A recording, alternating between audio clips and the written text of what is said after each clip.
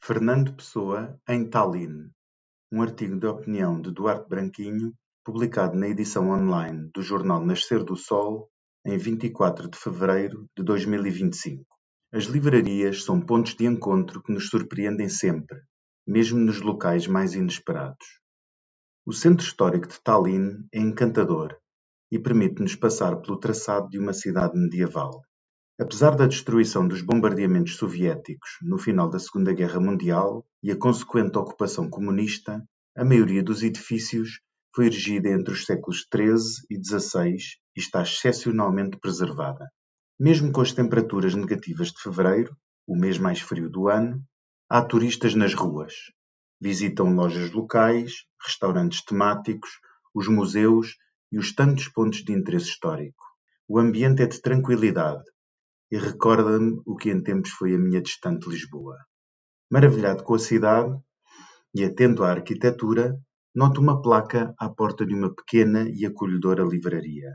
Leio que ali era a sede do movimento literário Siuro, nome do pássaro de fogo da mitologia fino-úgrica, fundado em 1917. Desconhecia, e a minha curiosidade aviva-se. Era um movimento expressionista e neorromântico, com afinidades com o futurismo e o impressionismo, cuja filosofia assentava na liberdade do espírito humano. Apesar de efêmero, os seus membros tornaram-se figuras importantes da literatura estónia. A minha descoberta é interrompida quando na montra vejo uma edição do Banqueiro Anarquista e outros contos em estónio. Entro e volto a ver o livro em destaque, junto ao balcão.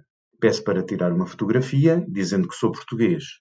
O dono acede e diz-me que é o editor do livro. As perguntas explodem na minha cabeça e começamos uma conversa sobre livros e livrarias, autores e editores, traduções e línguas, os nossos países e até o turismo.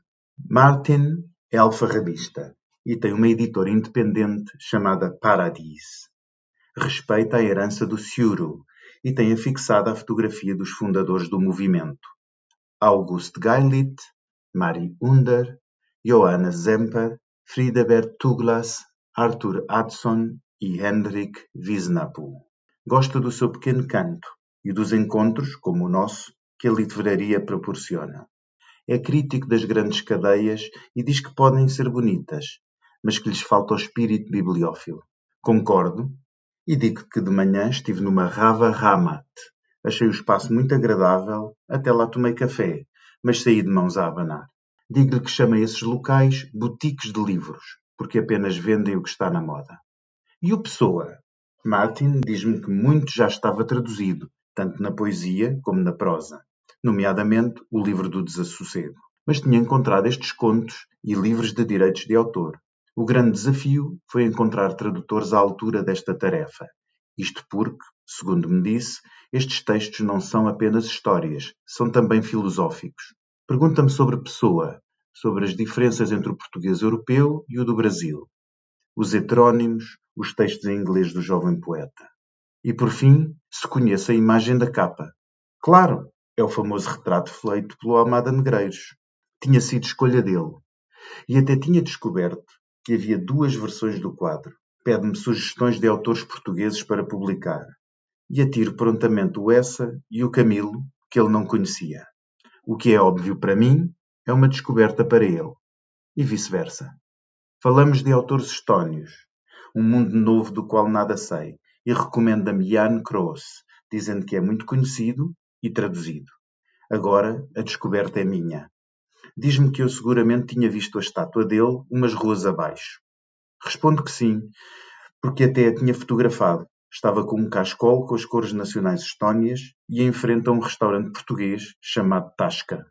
Percorremos autores e preferências literárias numa ótima conversa. Lá fora tinha escurecido e era hora de partir.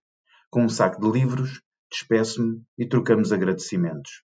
O Martin, com um ricto cúmplice, remata: foi por causa do Fernando Pessoa. Mas as histórias de livros nunca acabam. No dia seguinte, visito a Ramatukoi, uma livraria extraordinária no centro de Tallinn, e compro alguns livros sobre a história e a literatura estónias. De seguida, vou até ao restaurante Pegasus, mesmo ao lado. um local que abriu nos anos 60 e era um ponto de encontro de artistas e escritores.